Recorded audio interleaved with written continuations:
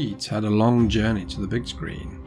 Director Michael Mann wrote the first draft as far back as 1979, after which it languished in development hell for much of the next decade. While Mann worked his way through the competitive world of film and television, by the late 1980s he had served as producer on two of the decade's most successful shows, Miami Vice and Crime Story, and NBC was eager to repeat that magic once again.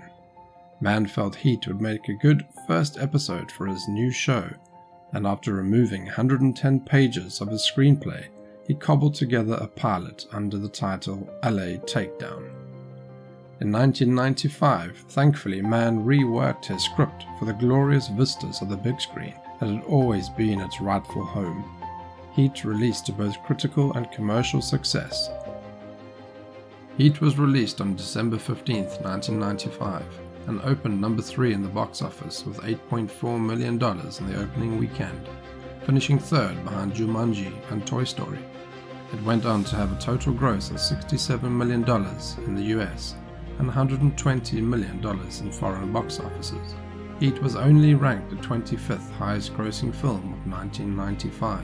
On Rotten Tomatoes, the film holds an approval rating of 88% and an average rating of 7.9 out of 10. Roger Ebert scores the film at 3.5 stars out of 4. Here at the Rewind Zone, we score Heat a solid 8 out of 10. Let us know your scoring in the comments below, and is now considered not just one of the most influential films in the crime genre, but Mann's greatest work as a filmmaker. The film was a significant event for Al Pacino and Robert De Niro to appear in a movie together for the first time. Director Michael Mann believed that it required two strong actors to portray the characters of Hannah and Macaulay, whose relationship was central to the plot.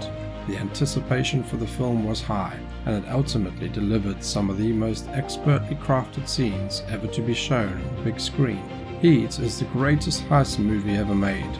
It includes the best bank robbery scene ever filmed, and also the most influential.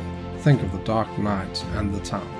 Every part, no matter how small, is cast with a great actor. Mann drops them into the most believable environments, with hardly any filming taking place in studio sets, achieving the greatest level of authenticity. Watching Heat recently, I was struck by how very little of the film had aged. Not the fads, the pace, or the attitudes. It is 27 years old, and it looks as if it could have been made yesterday. Mann has stated multiple times he intends to adapt Heat 2 for the big screen, and while it remains to be seen if this will happen, one can't help but feel Mann is tempting fate by returning to a film he already mastered.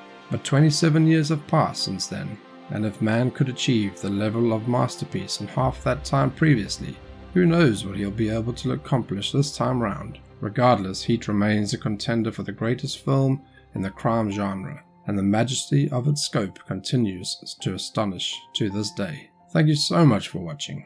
If you're enjoying my content, please hit the like button to show your support. And as always, I'll see you on the other side.